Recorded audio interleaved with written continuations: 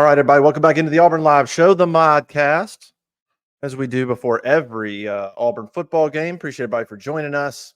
Cole Pinkston, Jeffrey Lee. I'm Justin Hokanson. What's up, fellas? What's new? Certainly not Auburn's win total. Hey! Dang it. I mean, we're just starting off with a heater. Oh, Hey, man. my mic was muted, but hey, you might be surprised where I go with my pick this week. No. Feeling a little, I don't know, feeling kind of sporty. You little hunchy? I don't know what it is.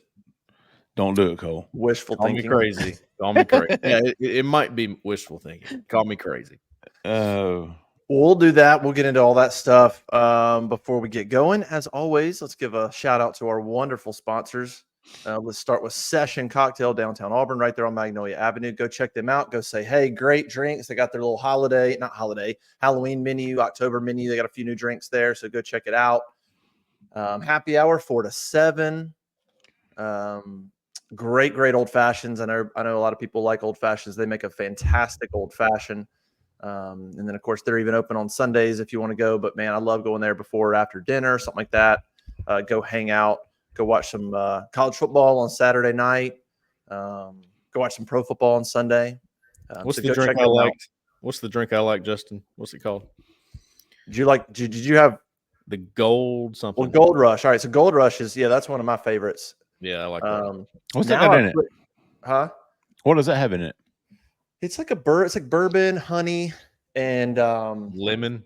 And lemon. It's just real simple, but it's really good. It's a little sweet. It's a little sweet, but it's good. And now they have one called that I kind of drink every now and then. It's called a Monkey Business. That's like a little bit of kind of more of a creamier drink, a little bit of espresso kind of deal to it. It's really good too. So, but they do a lot of that stuff. You can obviously get anything you want, but they have a lot of really cool specialty drinks that might surprise you. They'd be like, oh, that's what I like about it, and kind of mix it up and try some new things. But go check them out. We'll be back. I was not feeling well last week. I got sick Thursday night and felt terrible, and couldn't go do the happy hour show. But we'll be back this Friday doing the happy hour show 4 to 5, leading into the game. Actually, yeah. That's right. Never mind. I'm losing my mind. But yeah, go check out Session. So check out Sessions, Justin, with Justin, if you want to. Maybe pull up your prize picks, man. Get your picks in. Last week we did not do well, fellas, but we'll get to that here in a minute. If you're not familiar with prize picks, you should be. A lot of fun, man, if you're a college football fan, if you're a sports fan, NBA, what else? Major League Baseball, NFL, college football, all of it, man. Prize Picks is the largest independently owned daily fantasy sports platform in North America. The easiest and most exciting way to play DFS. It's just you against the numbers. Instead of battling other players, other pros, sharks, you pick more or less than on 2 to 6 player stat projections and watch the winnings roll in unless you're us. Oh, yeah, we had a rough week. We'll get to that in a minute, though. But it's the most fun. Testing your skills on prospects this football season is the most exciting way to play the daily fantasy sports. If you have the skills, you can turn $10 into $1,000 with just a few taps. Got quick withdrawals, easy gameplay, and an enormous selection of players and stat types that make prospects the number one fantasy sports app, daily fantasy sports app. All right. Plus, we've got a promo for you. I think Zach just had it up there. Promo code is Auburn Live. If you use that, go to prospects.com or the app. Use the code Auburn Live to receive a guaranteed $50 once you play $5 in lineups. That's prizepicks.com or the app, which I love. Use the promo code Auburn Live to receive a guaranteed $50 once you play $5 in lineups. All right, fellas, real quick. Last week we had Jarquez Hunter more than 72. I think Justin may have took the less than on that. I think Cole and I Jarquez Hunter was 72.5. I know what it was, and we were all like, Hugh Freeze allegedly is going to give him the more touches. He talked about it, and Justin was like, I'll believe it when I see it. Yeah. And I think he got a couple more, but nothing. Nothing Five. But- You got 5 more over the average. Which 5 you more would over think. the average, and he You was would have thought. and, That would've done but that equaled less on his yards per tote. I think he was only 3.3 yards per tote against Mizzou. He Yeah. had been averaging over 5. Is that right, Justin? Correct me if I'm wrong. Yeah, Yes. 5 1/4, something like that. Well, I don't know if we did this, but I picked Keandre Lambert-Smith to score a touchdown. He did not. Peyton Thorne. Oh, in my face. I took Peyton Thorne to throw an interception. He did not. He did not. 2 weeks in a row now. He has not. Yes. He did fumble, but did not throw a pick. This week, there are no Kentucky Auburn stat projections. So It's fair. Not enough Yeah. offense there. it's like Kentucky is Tackles, maybe we should like a more Yeah. or less on somebody for missed tackles. tackles, blown coverages. No, I'm just kidding. 1-on-1 losses. So there you go. Go check out Prospects, man. It's a lot of fun. If you already have, you know what I'm talking about. Let me just give you a line since they don't have one. Okay. 3.5 sacks. Peyton Thorne is sacked 3.5 times. Would you take the more or less on that? What's the average? Do we know? I don't know, but that's where I think it is. Does Kentucky have a good rush defense? Yes. Do they? They're pretty solid. You know what, Cole? Was it last week? And you were like, I'd start Dylan Wade at left tackle. Yeah. And Percy Lewis, he was the first person I saw run off the sidelines going out for Auburn's opening drive, and I was like, "Uh-oh, first place from scrimmage." I've been saying it since Cal, Percy Lewis and Rivaldo Fairweather. Since Cal, I've been trying to tell people, but everybody wants to yell about just Peyton Thorne. I'm like, guys, there's so many issues and those Liabilities. are terrible. So I don't know this for sure yet, but based on the film that I watched and obviously the stats, I'm looking past the stats though. I was wanting to look at the film to see did the offensive line look the same with Dylan Wade, Braden Joyner, instead of Percy being in there. And I thought that they weren't as good in the run game. And the stats do reflect that. I want to see another week of this same. I wonder if they're losing something. By out in the take more. Let's wait for more data. I mean, Missouri's front they thought was pretty good. Like I think give that a few. Let's give them a few games and see. Yeah. And Dylan didn't actually tear it up at left tackle either. No, he had one really, really bad pass rep, and it was right after they missed the throw to Robert Lewis. The very next play, it was 2nd and goal, and they lose about 15 because both tackles, Wade and Miller, let their guys go almost immediately, and there's nowhere to step up at all. And it was bad all the way around. Yeah, you asked about sacks. So Kentucky's 12th in the league in sacks. So they got 15 on the year, like Auburn has 17. They're actually both in sacks and sacks allowed. Auburn and Kentucky are almost identical. They get about Auburn and Kentucky both get about a little over 2 sacks a game, and they both give up about a little over 2 sacks a game. Fairly evenly matched teams, wouldn't you say? Yeah, I mean they're really similar. I think one of the main differences is the explosive plays. I think Auburn's killing them in that. I would assume anyway. Yeah. All right. Let's toss out a few little game notes and let's get into this thing. So I put it out on Monday, and I tweeted out the stat, and everybody's like, "Why'd you say that? You jinxed them." I'm like, guys, I think we're past the point of me jinxing this team with a tweet. Okay, let's relax.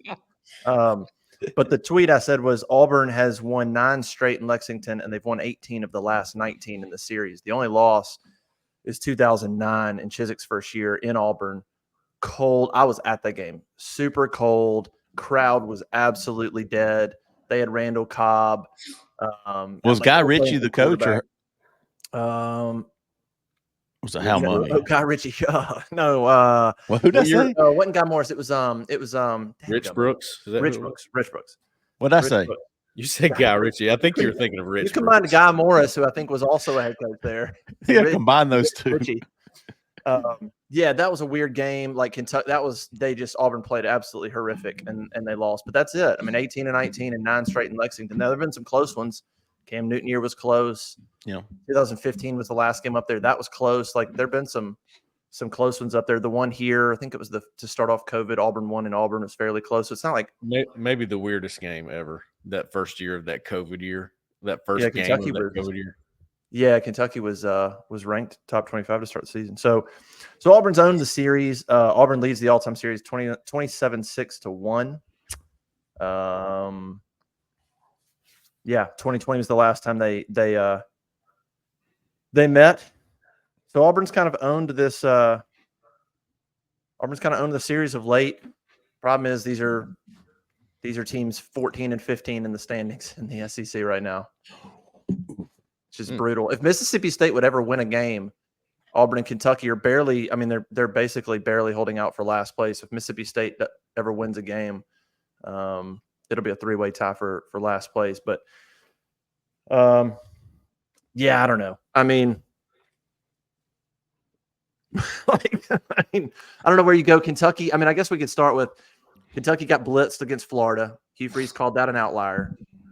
Kentucky had some good performances against Georgia, and Ole Miss beat Ole Miss, obviously. So, like, Kentucky's shown defensively they can go out there and get the job done. A little banged up. Looked at the availability report yesterday. Probably 6 guys on defense are kind of probable or questionable. Their leading tacklers a little banged up. Their leading rusher right now is questionable. So definitely got maybe more injuries than Auburn has going on. Neither team really has momentum. Their best corner is out. Max Hairston, I think is his name. Hairston, yeah, he's been out. There's a couple guys that have been out since last week, and they're out again. I mean, that guy's like an early round NFL guy, so that's a huge missing piece for them on defense. Hugh Freeze said this week he's gonna the big thing he said Wednesday. I put up a story about him talking about continuing to coach the team hard, no matter what happens. If that means guys leave, and I think some people we can talk about that later. But I guess what are maybe some initial thoughts? What's your vibe on this team going into this game? It's really they lose this, and you got to win out to make a bowl. Like I mean, they lose this one, and now you're at the inflection point of you quite literally have to win out. And of course, you've got Alabama on the road in there, which is just highly, highly, highly unlikely that you lose. So, like in reality, you lose this game in bowl season. This bowl's not happening officially. I mean, to me. Yeah. Cole, talk to us about your hunch, big dog. You don't have to get into it completely, but like, what do you? I am encouraged by the Vegas line, 2.5. Yeah, I think my hunch goes like so. I know Freeze has to say it was an outlier. He really does need to say that. He doesn't have to. Look, whatever he has to do in press conference, he doesn't adhere to that. So, he says it's an outlier that Kentucky lost to Florida like that. I happen to think Florida's an improving program. And I happen to think that the more of the outlier for Kentucky this year was the Georgia game to me, where they kept it close with Georgia. Maybe Ole Miss. Yeah, I hear you. They beat Ole Miss. Yeah, they beat Ole Miss. I don't know but about South that. Carolina spanked them. South Carolina's good. They've been all over. Kentucky's been on both ends of the spectrum, even more so than Auburn, probably. I mean, you can't make too much out of all these games, but to me, if you're picking an outlier, I would say the Georgia game is because I think they're much more talented. And for whatever reason, that game is always pretty tough anyway. But I'm not sold on Brock Vandagriff. No. I think Kentucky's got a lot of the same issue that Auburn does. That's why I think they're similar teams. He is not good enough to overcome the issues they have. And they have some issues up front. I think they have some issues at receiver. I'm going to dive more into them as this day goes along, but I don't think he's good enough to overcome that. And I think Auburn's defense is good enough to hold them again under 21 points, which is where they've been living. And look, if you can do that, you have a chance to win these games. You can score over 21 points. We've seen Auburn do it even this year. Even with Peyton Thorne at quarterback, we've seen Auburn do it. Okay, remember when they scored 73? Yeah, this year? I swear it happened. Yeah, Alabama A&M. Look at that. Yeah. So that's where my hunch is coming from. I don't see Brock Vandagriff as a guy that can really take over a game. in a way maybe that Brady Cook could a week ago. He comes back in, and that game's totally different. Wow. I hated to see that. And now he's doubtful for Alabama. Interesting. Doubtful, not probable, doubtful. Yeah, he was running strictly off of adrenaline against Auburn. Shot him up, man. Yeah, I was about to say, not strictly. Yeah, well, yeah. But that's one of those things, like once the game's done and then you have a day, sometimes it gets worse. It tightens up, or it becomes a thing where now you've got to he'll probably play. But do I think Auburn will be looser? No. I don't think that. I have no reason to Zach, believe do you know the line on the Alabama-Missouri game? I'm just curious. Where's that being played? Should be in Tuscaloosa. Yeah, I would imagine. Tuscaloosa. I think. Yeah. What do you think about the over-under for Auburn, Kentucky? While Zach looks that up, 43.5. That's pretty low. So you're looking at a 23-21. Alabama minus 16.5. Wow. 23-20. I mean, that's about 43 ounces. That's pretty good. I would, if you put a gun to my head, I would say under, but I think that's going to be pretty close to it. I think it's going to look very similar to Auburn, Missouri. Yeah. I just don't think Auburn's going to get a 2-touchdown lead or have a 2-touchdown lead in the fourth quarter, but I could see it looking like that in terms of somewhat low scoring, little bit of a rock fight at times. I mean, but both defenses, Kentucky's defense is probably better if they're completely healthy. They're a little banged up, but neither offense has been consistent enough. Let me ask you this: getting to 30 unless there's turnovers and stuff. We've gotten a lot of questions on the board lately about, aren't you supposed to look better after a bye week? Like, isn't that the point of a bye week? Auburn did not look better. In fact, some of the things that they were improving on did not look good in this game. Is it because Missouri is that good? No. What do you think? Or, and this is crazy, is it possible they didn't practice much during the bye week? I mean, we know in the first quarter. In the first quarter, I literally tweeted. I literally tweeted. I said, "You would not know Auburn just had a bye week by what we're watching right now." Right. And no, Missouri's not that good. Did we talk about it a little bit on the show? A little bit. Yeah. I thought it was really odd last week that Auburn took off Thursday, Friday, and Saturday. Now they had fall break, but that didn't mean you could have. They took completely off Thursday, took completely off Friday, took completely off Saturday. They came in Sunday, did some review type stuff, and then they pretty much took Monday off. Monday's kind of the day where they do the truth meeting and they kind of do light stuff anyway. So to me, they wasted some days last week with a team that's got as many issues and as many things they could work on. Yeah. I thought there were days wasted. I know it's fall break, but man, what a great opportunity that would have been to bring them in Thursday, Friday and do some light walkthrough or get some films, something. But to just give days off right there when you've got a chance to make up some ground, I didn't love that. And then you think back to Freeze saying last Monday, we got the game plan in. It's already in. We're just tweaking it. But I don't know. They said during the game and after the Missouri game, they thought their game. Ken Austin after the game goes, "I thought our game plan was great." Hugh Freeze said he thought the game plan was great. It's hard to say that when you watch how it went, but I wouldn't argue too much with that. I thought, on the film room, we went through every single play of the last drives in the second half, and execution was just pathetic. Yeah, I think the game plan was fine, but that really has been the case most of the season. Look, you're scheming it up. That's fine. If you can't do it, it doesn't matter. But it goes right. It goes back to what we've talked about is you've got to marry your plan and your scheme and your abilities and your consistency. That all has to mesh. And so you can't just go, we had a great plan. Yeah. Okay. For who? For your team? For those guys? Or just in general? It's all got to come together. And either if that's the plan you want, that's fine. That's cool. But you better be coaching it, and you better make sure that it's something that they can execute. And if you keep walking out there and saying, we had a great plan, and every Saturday we say, we have a great plan, we just didn't execute. Okay, well then we're missing something. Yeah, something's missing here. It's like he's too stubborn to adapt his scheme, his game plan to the players that he has and what they can and cannot execute. It's like it's the old adage of the square peg in the round hole. Yeah. And we've heard him in post-game press conferences say, the plan's there, the execution is not. Well, after 7 games and the execution is still not on something that you want them to run this, but they can't. They don't. Right. And he's like, "Well, do it anyways. Do it anyways." Well, the plan's there, but we just can't execute. And that's where you get the post game press conference quotes of Hugh Freeze blaming the players or whatnot. Yeah. And it goes back to what you just said, Justin.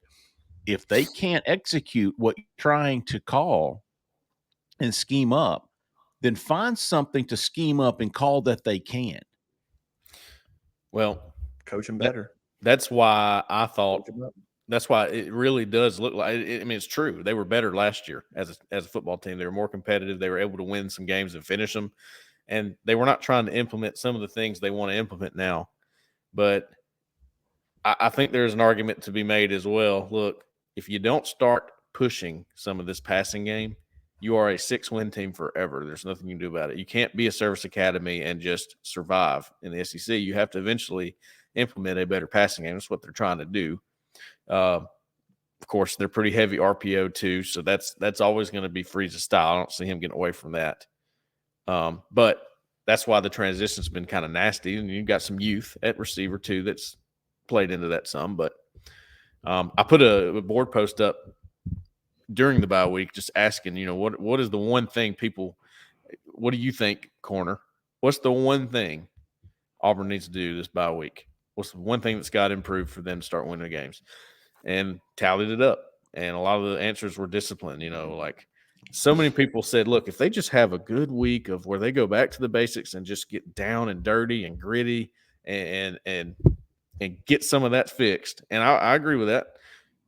And then you hear that they only practice like twice. And it's like, oh, okay, well, good deal. Do you think they look at that and go, all right, well, we're not going to do bye week like that again? Seems like there's a lot of lessons being learned in this first year and a half, right? And something that lessons that shouldn't be learned while you're the coach at Auburn. But Cole, you made a good point there, and it was more in line of what I was trying to say is during that bye week, you're looking for things that you do right, you're looking for things that you do well. And you're basing your scheme and your plan and your play calls off of that. And it's like, no, this is what I want to do. Run it. And if you don't, it's your fault. If your team isn't good at doing X, but it's decent and does this Y and Z pretty well,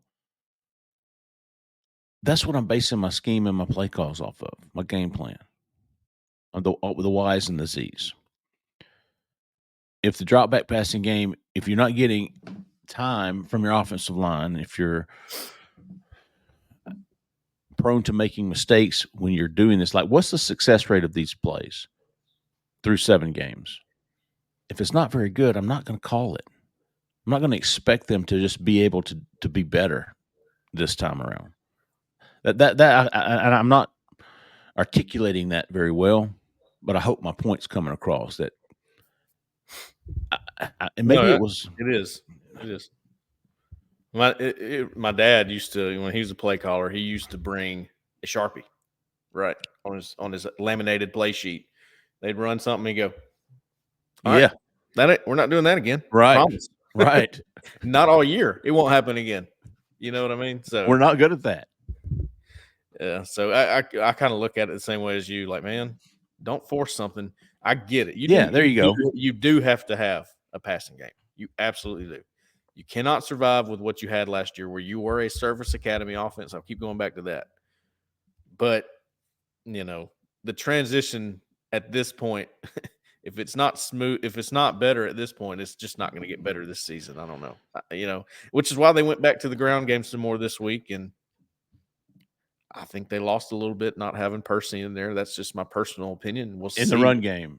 We'll see. I may be wrong on that. That may not be the case. Okay, Cole. My question to you is after what I just said is, okay, what do you, as a coach, what does Auburn do well? Where are you going to base your scheme and your play calling off of? What are you? Is it these are just words to me. Outside zone, inside zone. Intermediate passing game, taking shots downfield when you can. Yeah, I think they do well with the gap scheme stuff, which is your old school runs, like your GT counters and your GH counters and power G and power read was a really good play for them. When they got in the full house and had the backs in there, like 3 backs in there, that was good. They did good things in that. The pony, that's what Ronnie Brown yeah, called it, the pony backfield. the pony. Oh, Pony yeah. personnel. Pony Well, that was new, was it not? Absolutely. Yeah. Yeah. The only problem I had with that is the last drive of the game, you get a gift from Missouri. I say gift. Auburn's defense earned it. They earned it back. They made a 3 and out on the 5-yard line. Auburn's offense gets it back on their own 39, or excuse me, on Missouri's 39 going in. Damn near field goal range. 2nd and 12 because the first play didn't work and it was a fine play call. It was a wide zone. You tried it. Second and 12, you get back in the full house. That's not the time for that. This is time to go and attack. This is time to go get some points. And put the game you have away. been given a gift for another drive like that with field position. And they didn't treat it like that. What'd y'all make of so we talked to Hugh Freeze on Monday. I wrote about it. Everybody freaked out. No. What'd you make of him talking about the challenges of being more involved as a play caller, trying to be involved in the meetings and things during the week, but also having to do recruiting and meet with players and take care of those duties, where he called it a challenge. And he even said, like on Monday, he goes, like, we're preparing for Kentucky. He goes, but I have players to meet, so I'm kind of in and out. That was his quote. I'm kind of in and out. And everybody lost their mind on Twitter to that story. Our board kind of lost their mind. Now I asked the question because I talked about on Sunday, when you see all these things happen on Saturday, I go back to practice. I just, that's where I'm going. I'm going, okay, something's falling through the cracks during the week. I don't know how else to explain the continued things we see on Saturday. To me, it's not a one game thing. You just have to go back and go, what's happening in practice for some of these things to continue to happen on Saturdays? Miscommunication, missed assignments, lack of execution, drop, but whatever it is.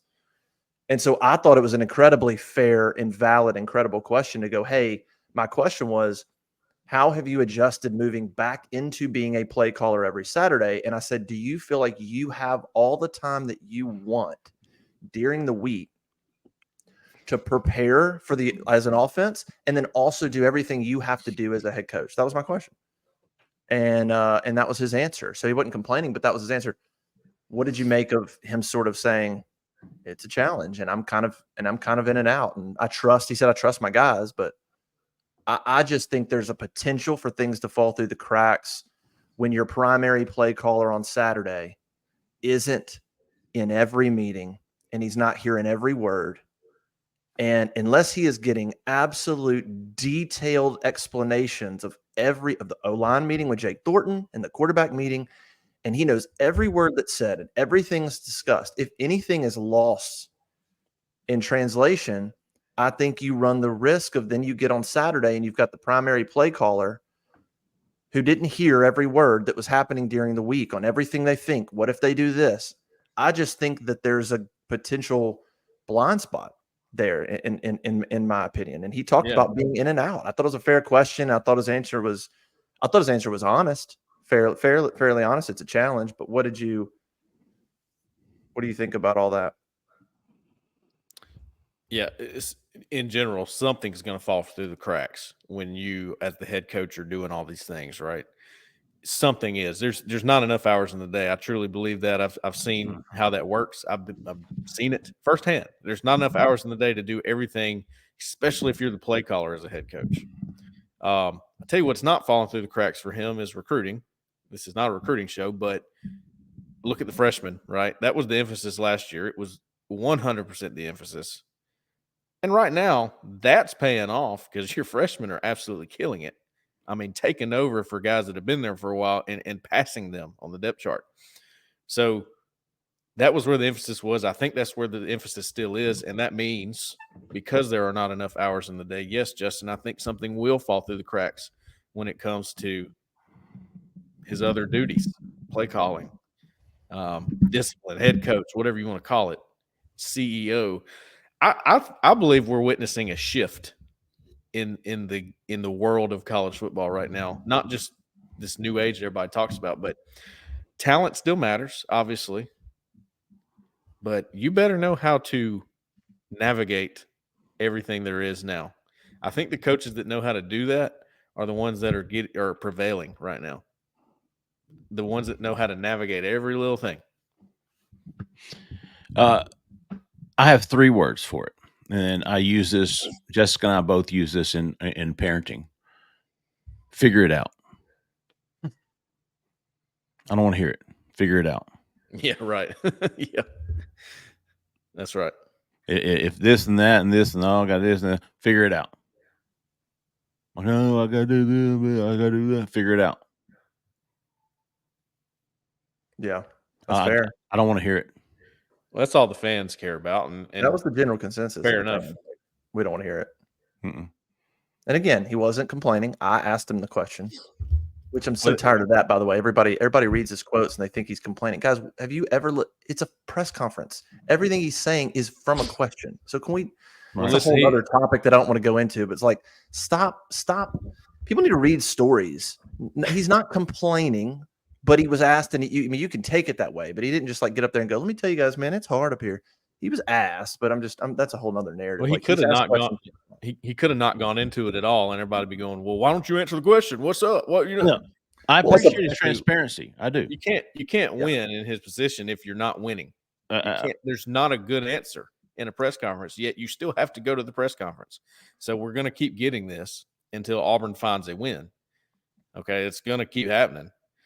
Because he answered the question truthfully, everybody goes, "Well, that's not good enough." Okay, well, at least you know. I mean, that's what he's dealing with. He's letting you know. Can he fix it? That's going to define his job. That'll be the bottom line of that. Mm-hmm. Absolutely. I respect and appreciate the transparency, his honest answers. I do too. I really do. I like knowing what's going on. Me too. I never looked forward to one Gus Malzahn press conference. Not one. No. Yeah, gosh, no. Gus was terrible. Gus was terrible. In fact, it would almost piss me off a little bit watching him. Yeah, I want to know what's going on. You know. Yeah. Gus was bad. Harsin was just annoying because you're like, okay, dude, you're. I mean, that was just Harsin. Listening to Harsin was kind of like listening to Gene Chizik. It was a lot of like high level ideology, like about culture and leadership. It was just like a lot of stuff, and you're like, okay, man, it sounds like you're trying to recite like a self-help book. And I don't know, like, but then I'm looking out on the field and I'm watching just a terrible performance. So like all this doesn't really add up. I think I think he tries to be transparent. I do think there's times where he's I think there's a little bit of excuse making in how he answers stuff. There's a lot of stuff about whether it's a talent or whether, there's a lot of stuff that kind of leans on, hey, give me time. I got to fix a little bit of excuse making, I think, in some of the stuff, but I do think he is trying to be honest. He could have not said it was a challenge. He could have been like, we're working through it. And the answer you would have loved is, I'm enjoying getting back into play calling. I think we have a good rhythm as coaches. It's not always translating on Saturday, but I think we're preparing well, and I think we're all on the same page. We just got to execute, like something like that. But I think when he started to go into, it's challenging to do it all, and that's the truth. That is the truth, but it's just not. It's not what you want to hear. It's not a good thing to hear. I appreciate that he doesn't attempt to put lipstick on a pig, right? He doesn't try to dress it up. He's going to tell you what's going on, whether you like it or not, or whether he should say it or not, whether it's, whatever the term is for football, politically correct. He doesn't care. He's going to say it. This is what's going on, and then maybe some excuse a little bit. I wouldn't disagree with that, Justin. The one thing I think that would help him, and then he would never listen to us. I don't think he should. Is just own it every time. Don't ever miss a moment to own it. Right. Mm-hmm. Well, Peyton, he changed the play, but it's on me, man. It's on me at the end of the day. I should have not allowed him to do that. you want a little bit more of that, right? Yeah, a little bit more. I would take a little bit more of that. I think he tries sometimes. I think there's times where sometimes it comes off wrong. Sometimes I think there's too much, maybe not taking enough, and sometimes he does. It's kind of a mixture of. I've seen sort of a mixture of all of it at times. And of course, when you're losing, everything's magnified. I feel like if they win this game against Kentucky, he will walk into the press conference and almost have the appearance that he's 5 to 10 years younger. I think that will actually be the case. I think that his aging will almost go backwards. I mean, I'm serious. That guy is not sleeping. I don't think he's eating. I don't think he's doing any of that. Like he looks so much different from the moment he stepped in at Auburn. And going back to the and see, so Justin, you mentioned excuses, and that was one of the things when I first heard it, and I was like, well, isn't it?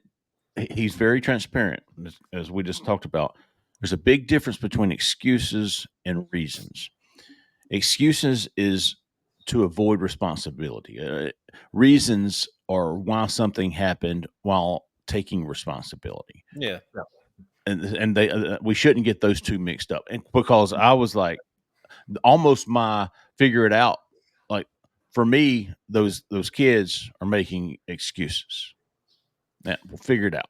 Well, when you're in his position, you just, even if it's not true, maybe it's not true. Maybe it was somebody that went totally rogue on you, and you feel the need to call it. You take the ownership anyway. Doesn't matter. Doesn't matter if it's true or not. You take it, right? Like Personally, yes. Great example is Malik Blockton this week. Yes, he's not the reason Auburn lost that game, right? But he did spin out of his gap on the last play, and he felt responsible for the entire game for that reason.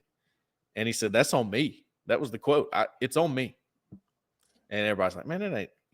No, it's on me." Because he thinks if I fix that one thing, we're gonna win that game. And that's the mentality everybody wants from Hugh Freeze a little bit more. And look at Robert Lewis too. Robert Lewis. And I thought that was one of the biggest things of this week was him taking responsibility. Yeah, that too. Absolutely. Man, that broke my heart just to see it or read it about it. It didn't break my heart. It made me respect him that much more. And I think that says a lot about the culture. When you've got Malik Blockton taking responsibility, Robert Lewis taking responsibility and not saying, that's a big deal. It is. That's a big deal. And those are guys that Hugh Freeze brought in personally, obviously. So there's something to say about that. I mean, everybody hangs on every little word that Freeze says, but he's instilling it. I mean, he's obviously instilling it. There's guys there that take that kind of accountability. You know what I mean? I'd love to see that from both of those guys, and I'm sure that's evident of, again, the type of culture that they're breeding there. Now you just got to win. Do what? Now you just got to win. That's all you got to do, man. It's that easy. Just win. Just always the most important thing. You just got to do the one thing that literally we're here to do. Yeah. Yeah. Do your job. You got one job. One job. Hey, what do you? One more quick question, Justin. How much does Alex McPherson change this team if he's able to come back? Marginally. I mean, it helps. I mean, you don't want to be 3 for 7 in your last 3 games, which is what Towns is. He's 5 for 10 on the year. I mean, listen, I've seen this Towns, last game, I've seen Towns kick 60-yarders, man. He's got the capability. It ain't what he didn't miss not about in high school. He didn't miss. This is not about that. And look, he's one of the most confident people you ever meet. But for whatever reason, in those moments, something's not right now. Even if you don't have a 100% Alex McPherson, is he better in the mind? Because you got to have something better right now. I mean, you're think about Towns, man. He is a true freshman who has had nothing but success his entire career. True. Nothing but success. He gets to Auburn. He's in college. He's being depended on immediately, and then he misses one field goal. And we know those kickers, man, and we know how brittle they are. Yeah. Or not. You look at the Carlsons, they're studs. Yeah. They're dogs mentally. But, man, a true freshman kicker. I think the McPhersons might have that in them too. A true freshman kicker who is just now experiencing failure for the first time really in his entire career, and it's on such a big stage, and it just snowballs to where you're missing a 32-yard field goal, which dude could kick that left-footed 9 times out of 10. Right. And it's just I hate it for him. I do too. But again, figure it out. That's right. I say more. Well, and so all right, 2 points. One, what Hugh Freeze said this week about McPherson, in my head, I've had conversations just with other people. That's what I've been wondering for 3 weeks. Is I remember going to a practice. It might have even been a month ago where McPherson has been kicking in practice. I think it was the Arkansas game. I think maybe Arkansas was the first game where he warmed up pregame, full pads, warmed up and kicked. And I'm watching him. I watch him every time. He's kicking 30 to 35-yard field goals in warmups. I'm watching him do it. He might have attempted longer ones, but I'm watching him kick 30-ish yard field goals. And then yet we haven't seen him. And I've said the same thing to other people privately when they've asked. I go, I don't know, but I'm sitting there watching him kick 30-yard field goals in warmups. Why can't he just do that? I did ask somebody about 3 weeks ago. I asked somebody inside the building. I said, what's the deal? And I think I posted about it on the corner even. I said, they want Alex to be out there. Alex wants to be out there. But it sort of sounded like, but until I guess it's 100% or they feel like he's going to be, they've just been giving all the first team reps to Towns with that whole battery, that whole unit. So maybe it's a thing where they just feel like until Alex goes through practice the way they want him to practice, they're not going to throw him out in the game type of deal. But Alex has kicked all last season. I don't think he needs like a full week of practice with the holder and with the first team holder and all that. I think if he's strong enough to kick a 30-yarder, I feel like he's got enough experience to go out there and kick a 30-yarder. And I think that's where they're at now. He was 11 for 11 last year. Did not miss one.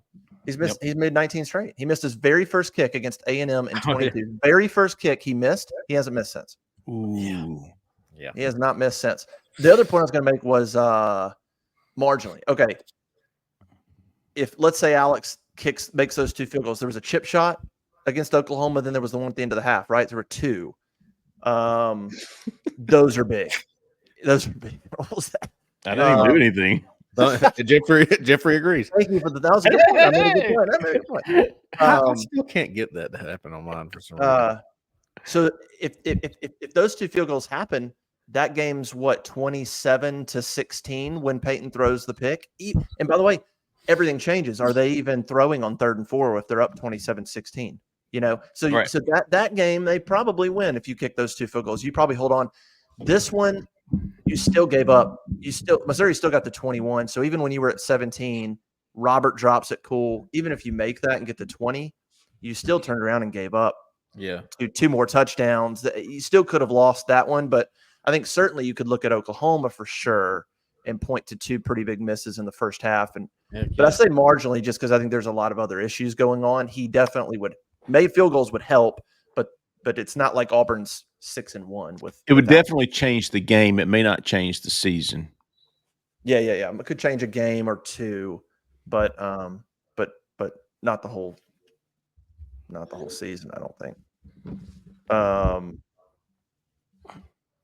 Dang it! What was I going to say? I'm sorry. That's on me. No, I was going. We were talking about. Hey, that's on me. That's on me. Cole, figure it out, big dog. I got to figure it out.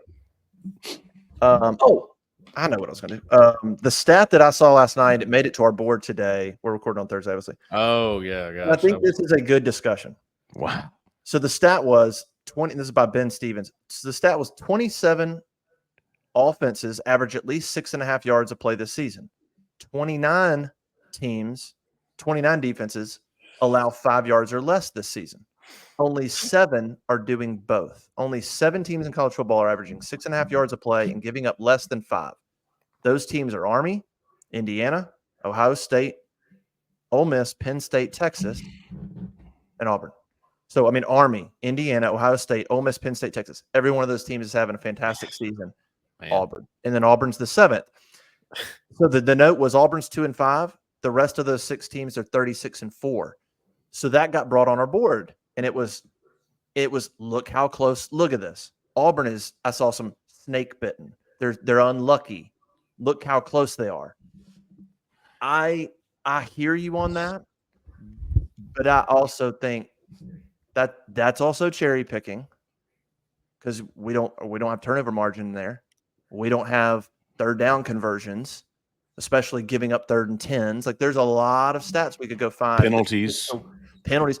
So that's a great stat, but it doesn't tell the whole story. And you can't, I think you can't simply take that stat and go, look, they're so close. No, it feels like that sometimes. But my point was Auburn's so inconsistent in a bunch of other areas that it goes back to they are what their record is. I don't think you can look at that and go, see, they're just unlucky or snake bitten. No, because they're still turning it over. They're still not, executing in critical downs. They're not catching balls when they need to. They're having miscommunication.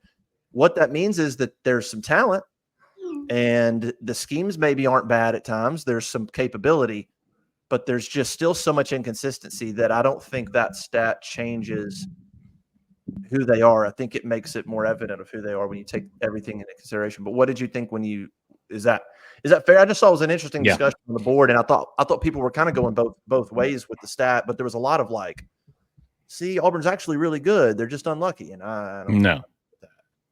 I think it is an impressive stat. It's an impressive grouping to be a part of when you look at those schools. But I thought your points were absolutely valid, Justin. Now show me a list with those stats and fewer than 3 or 4 penalties a game, fewer than 3 or 4 turnovers a game, 3 or 4 third and longs given up, and Auburn's quickly off that list. Yeah, Zach makes a good point in the chat. Just summed up your own point. Yeah, I like my point.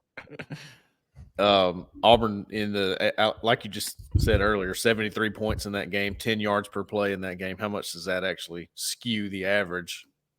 It's interesting. That probably knocks Auburn off that list right there. Well, if you take away Alabama A&M, they're not averaging 6.5 yards a play anymore. I can look it up right now. They're 40th nationally in yards per play, which is not bad, but against just FBS, they're 40th in yards per play. Not, they're not over 6.5. And if you went and did total defense against FBS only yards per play, what was it? They were giving up less than 5. They're giving up just over 5. They're 41st. So if you take away Alabama A&M, neither one of those stats over 6.5 yards a play and under 5 yards a play, neither one of those are applicable anymore. Cool stat though. Great discussion. Yeah, no, it's interesting. And if I'm the coaches, I'm showing that to every recruit. Yeah, I would show them the freshman All-American. It's a spin. Well. Dude, there's a lot of – hey, listen, there's some sales pitches coming out of this season, believe it or not. Yeah, I think you talked to Ty Buster. I talked to Dante Cord, JaMichael Garrett. They're all like, dude, I'm going to play when I get there. That's something that not everybody can give me. Always something to sell. Always. I'm going to be one of the reasons we turn this program around. Yep. Yeah. Like, it's there. They just need better players, and I'm a better player.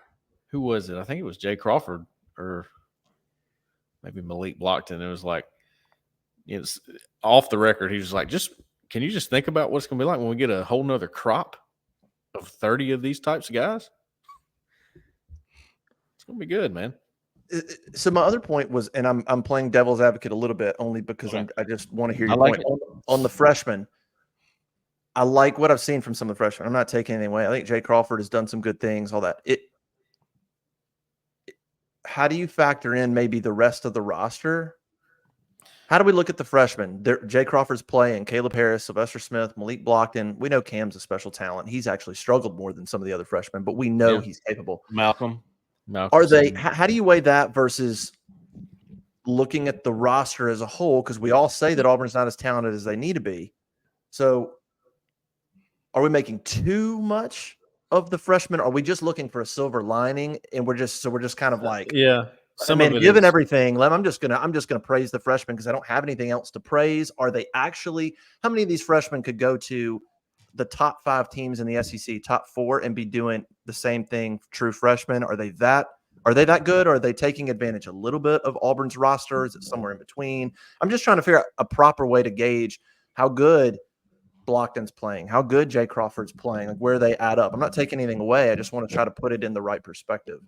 It's somewhere in between. But I do believe, again, the emphasis, when we were talking about that earlier, where's the emphasis going? It's going into high school recruiting. So they are handpicking these guys. They are vetting them properly. I don't think they're able to vet the transfers. I really don't. Maybe one or two that they, worked on for a while. But what do you mean?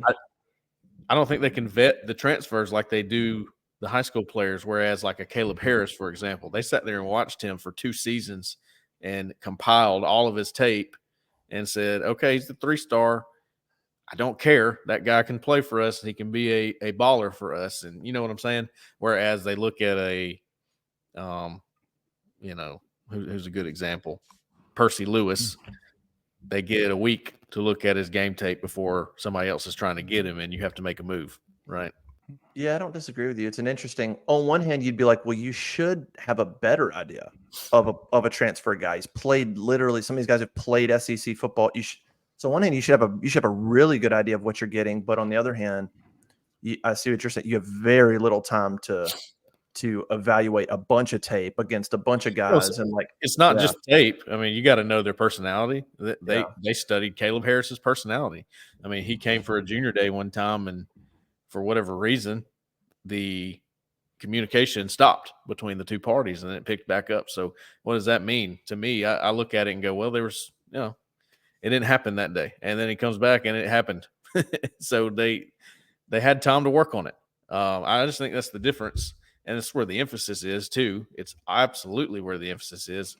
I mean, also here to your point, Cole, it's do we have time to find somebody better? Is he the best available at this time? We've got 1 week to figure this out if we're going to take him or not. Because if we don't take him, somebody else is going to take him. And are we going to wish we had taken him? Well, look, we got to go.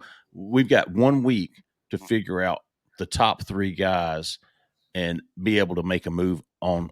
And at that point, you're just taking a chance. You've done your due diligence the best you can in the time allotted, but it's not like they've got 2 years to go. Okay, Caleb Harris, yeah, man, we've looked at everybody else out there, and this is the guy for us. Right. You got a Percy Lewis. You've got one. Honestly, I don't even know if you got a week. Sometimes you enter the portal on Thursday and you're committed by Monday. Yeah. So now it's not only is it do we like him, do we like his tape, but do we like him better than these guys? Also, if we do think we like him and we don't make a move, he's gone. Right. So, I think because of that, sometimes it gets a little, it's hit or miss, man. It's hit or miss. Yeah. I mean, like Keandre Lambert-Smith, big hit. Percy Lewis, questionable, possibly a miss, right? To this point, yes. It depends on how you look at it. Like, given the circumstances, right? They lost on Carmona. They lost. Yeah. There's a couple. There's a Carmona. Who was the other guy? You had Mac Pounders was a guy that came in. Right. I don't know if they ever really pushed. Easton Kilty was a guy they liked. I don't think they ever got in it much on him. There was. I can't remember. Who else am I thinking of? Let me pull this up real quick. Matthew Bedford. I don't know where Percy fell. They're weighing some guys, so it's like, is it a miss in terms of maybe who the options were? Maybe it's kind of they made Khalil Jacobs. No, he's a linebacker. I'm sorry, he plays for Missouri. So I don't know if it's a miss in terms of given. I think the miss would be like Carmona, or the miss would be like maybe another guy, and then given where they were at, Percy was kind of best available and tried to work with it.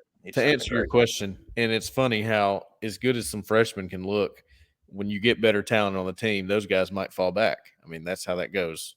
The best talent rises to the top. I think this staff plays the best talent regardless of what year they are. They don't seem to have an issue with that. And it's like a great example would be Keontae Scott. He looked really good. Now he's in a different role now, but he looked really good at first. He was a playmaker, and now he's having a lot of trouble. Like 2 years ago, he looked good. Yeah, as a nickel. Where did he come from? He did. California. Cal. He did, man. Look, when he got here, he looked dynamite nickel. Even last year was dynamic in the nickel. He is just something. Well, he wasn't in coverage when he was doing that as much. Now he's in coverage a lot, and he gets on. And I will say the other thing that stood out about him was he would blitz in the last defense. He would blitz a little bit off nickel, and he was pretty good at that, and that let him stand out a little bit. You'd watch him blitz. He forced a couple fumbles. Now that that he's not doing that was one of the things he was doing well. Take that away, and it's sort of diminished his impact. You know, he can't make up for. He gives up. I mean, that Missouri, that long play was him. Got overextended, got beat, and then reached for a ball he wasn't going to get to, and then instead of just giving the catch and making the tackle, he completely screwed it up. That's a guy that I could see getting less playing time as we go. That's a guy that I could see them going, okay, I'm not sure. I'm not sure about this anymore. But that's the perception point you're talking about. Like, he looked really good at when you thought eventually he's going to be the guy, and then a guy like Jay Crawford comes in and go, oh, okay, he's the guy. Right. Love Jay Crawford's mentality, man. So that's the first time. I think that's the first time we talked to him this week. A dude, Keldrick Faulk called him a dog. That's exactly what that guy is. That guy's a dog. That dude's got the mentality. Like, you watch him play, dude. If he makes a play, he's like, I mean, he's talking. I like a little bit of talk. He talks the right amount, not too much, but a little bit. I like his swagger. He's got a quiet confidence about him. Always has, Jeffrey. Even when we covered him as a recruit, for sure. Remember, we had that. He was sitting in there. I guess he was on an OV or something. We were all in there, and he was the topic of LeBron or Michael Jordan, who's the GOAT, came up, and Jay goes, Michael Jordan. And I said, okay, that's an old school guy right there. You don't hear many young guys saying Michael Jordan. You don't. The other thing you said on Wednesday was talking about coaching them harder. Some people took that as he's going to start coaching them harder. I guess maybe I heard it differently, that he was going to continue to coach them harder despite what that might happen. You know, the question was kind of, hey, given the new age, do you have to sort of placate a little bit, or do you have to watch how you coach them? And of course, that's heightened when you're 2-5. Like, that's a whole nother element. And he was like, I just decided in the bye week, I just basically had to reassure to himself, I got to coach how I got to coach. And I told my staff we're coaching hard no matter what. And if somebody leaves, then they weren't the right fit anyway, which is true. That's exactly what Bruce said a few weeks ago when we talked in basketball. He said the exact same thing. He said, I'm too old to change. I'm going to coach how I want to coach. And Bruce actually said the same thing. He goes, I think there are kids out there that still want to be coached hard. I think that there are kids that still want to be developed and to get after it. And if those aren't your guys, then I think that'll weed them out. So I thought that's the right approach. It kind of ties back to what we talked about do they play young guys or not? And do you potentially appease a young guy just to give him a little playing time? And I said, that doesn't seem like Freeze's style to appease. I don't think he's going to he wants to build this culture. And I think what he said about coaching hard goes along with it. So here's the quote, Justin, to support that. He said, I've kind of made up my mind going into that open week and the week leading up to Missouri week. And I told our staff this, I've made up my mind. I have to go with who I am, and we have to coach them hard. Right. That's what he said. And then later he said, I don't want to lose players. I don't care for this transfer world, because I think people need to stick with something and go through the hard. But if they don't want to go through the hard and don't want to be developed, we probably aren't going to win with them long term anyway. But you don't take that as he's going to so I saw some reaction on social media that were like, oh, now he's going to coach them hard. Yeah, well, I didn't take it. I didn't read it that way. I didn't read it that way. I read it like I'm going to keep coaching them hard. It seems like that's his philosophy, and he's going to stick with it even in these times. Yeah, with the transfer portal and being scared to run somebody off because you're coaching them hard. That's who I am. That's what I'm going to do. It's just like the Alabama quote that came out this week by the tight end, Dippery or whatever his name is, saying, well, we're going to make sure we got our shirts tucked in and be on time to meetings. Like, you really think they haven't been on time to meetings? I mean, come on. Yes, they've been on time to meetings. He's saying we're going to make sure we do the little things right. He's just going a long way around to say it. Putting emphasis on it, right? It's just these quotes, man. The gotcha that we got going on Twitter is disgusting. Again, when you're losing, it's disgusting. They'll look for anything to complain about. It's so awful. I love the corner. I don't want to look at Twitter. I like the corner.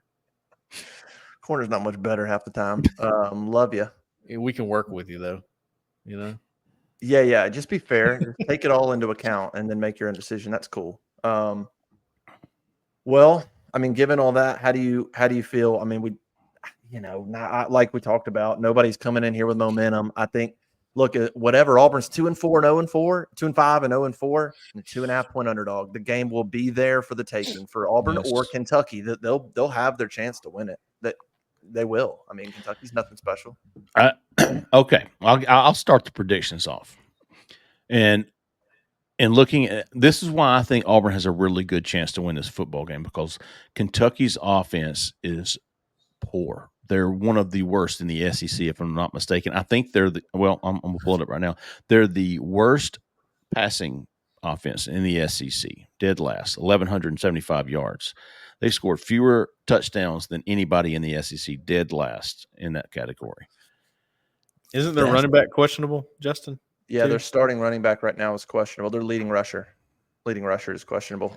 They are top half in the SEC in rushing, right in front of Auburn. So they're pretty similar there. But when you're facing a poor offense, an inconsistent offense like Kentucky, and Auburn's got a pretty consistently good defense. Yeah. Man, this is a one Auburn's got to find a way to win. This could really get Auburn over the hump for the last half of this season. It really could. I told you 3 weeks ago I'm going to give Auburn the benefit of the doubt, and this is going to be my last time if it doesn't work, and it didn't work. So I can't give Auburn the benefit of the doubt here. I can't. I think it's going to be another heartbreaking game for Auburn fans. Honestly, this is a game I'm going to watch, and I'm going to expect Auburn to win this football game. I am. I didn't expect them to win last week against Missouri. Probably won't expect them to win against A&M or Alabama. But this is one I'm going to expect Auburn to beat Kentucky. Vanderbilt, believe it or not. I expect Auburn to beat Vanderbilt. I expect them to beat La Monroe. But I don't have any reason right now to believe that they're going to be able to find a way to win. For that reason, I've got Kentucky 23-20. Right on the over. Right on the line. They know more than I do when it comes to that. And on your point about total defense, real quick, for Cole, like Kentucky's 4th in the league in yards per game total defense, but they're giving up 5.6 yards a play. Auburn, just to show you how these stats can kind of skew, Auburn's giving up 4.9 yards per play. So Auburn's yards per play is a decent bit better. The problem is Kentucky runs the ball on offense and doesn't turn it over.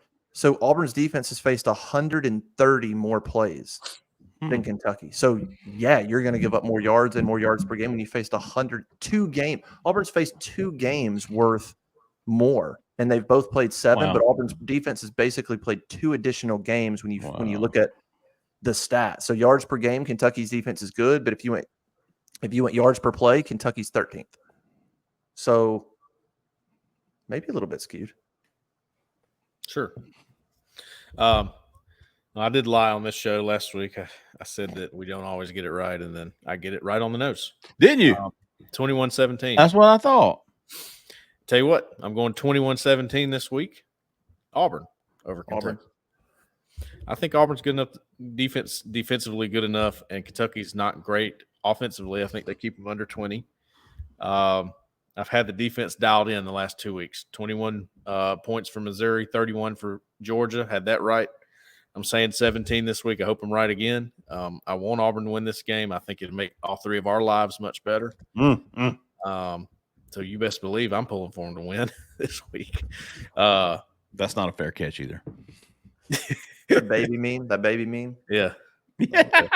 Lord, amen. No, 21-17 Auburn. I think they found a way to get it done this week. I don't know why. I have that hunch. We talked about it earlier. Kentucky's not great. I mean, it'll be there. As much as you hate that song, Jeffrey, they are absolutely living on a prayer, and I think they get it done this week. Well, at this point, it changes. Maybe you don't hate right? the song, but Oh, the band will be playing the shit out of that thing. Yep. I feel like the longer they go, though, the probabilities change, and you might as well just go back to picking Auburn because you're like, okay, wait a minute. Now, at some point, they're going to win one, right? So now maybe I'll go back to. I think it was Keith. Keith got me all positive this week. Okay, Keith. I'm not gonna pick the same score, but I think the same thing. I'm gonna go 20 to 17 Auburn. Okay. I think it'll be close. It'll be right there. Who's gonna make the plays in the second half? I don't love Kentucky coming off the beating that they took. Auburn's at least coming off a game where they're probably walking away going, we just gave that game away. Be a little chilly. Night game, a little chilly. So we'll see if that impacts Auburn at all. Like if they're a little slow or maybe a little sluggish in the cold, first kind of colder game. But hey, let's say Alex McPherson comes back, goes 1 for 1 or 2 for 2, and Auburn gets to 20 and wins 2017, and they walk away and they feel good about themselves coming home to face Vandy. I like it. Make it happen. Figure it out. What if Vandy upsets Texas and Vandy walks into Auburn in a week with wins over Texas and Alabama and probably top 5? If they beat Texas, they're going to be 15th in the country or something crazy, and they walk in here. That'll be surreal. I don't think they will, but I don't think they will. But I mean, yeah, Texas could bring them back down to earth too. You never know. Possible. All right. Well, 6:45. Dang late game. So we'll see how it goes. We'll see if Auburn can just play some like mature football late. If everybody can play some mature football, we didn't even talk about. We're not gonna about Hugh Freeze being who he was and just talking about he feels stressed and tense. Cut all that out. You're 2-5. You might as well just let that go at this point. I mean, you gotta stop all the nonsense about being stressed out and figuring out every play. That clearly isn't working. So I would literally walk into the locker room and go, all right, here's the deal, guys. We're gonna play hard. We're gonna call shit. Nobody's blaming anybody. Let the chips fall where they may. We're gonna be nothing but positive on the sideline. I'm not gonna chew you out because you made one mistake. I'm not gonna chew you out, Peyton, because you made one bad read. You're just gonna come back. I'm gonna go, that's cool. Let's get him next play. Just change the tone on the sideline, man. Repucker that butt. You know what I mean? Unpucker that butt. The line that bothered me was 5 years ago. I'd have let that one fly or something. I was like, oh man, that didn't go over well. And I get Auburn fans. That's one where Auburn fans have legit. They go, hold on, now we're paying you $7 million to be a different guy. That's the guy we hired. Yeah, we didn't pay you to change who you are. Like, in terms of how you call plays specifically. Yeah, but that tone and tenor's got to change on the sideline. You said it. He acknowledged it. Now change it. I don't want to see Peyton make a bad read. You come over and y'all get in a fight about it. Like just say we're good. We're gonna go get them. Just like have a game where you try to be nothing but positive and like let's just see what happens. Right. Maybe you win. It's worth a shot. All right. Go to auburnlive.com. Subscribe. Go to the YouTube channel. Subscribe. We'll be on the happy hour show Friday, so check that out 4 to 5. Talking a little football. Go to Set. We'll be live at Session. Proud sponsor of the show. Go check them out. As well as prospects.com. Go to prospects, use the promo code Auburn Live, receive guaranteed $50 once you play $5 in lineups. There you go. All right. We'll see everybody. Bye.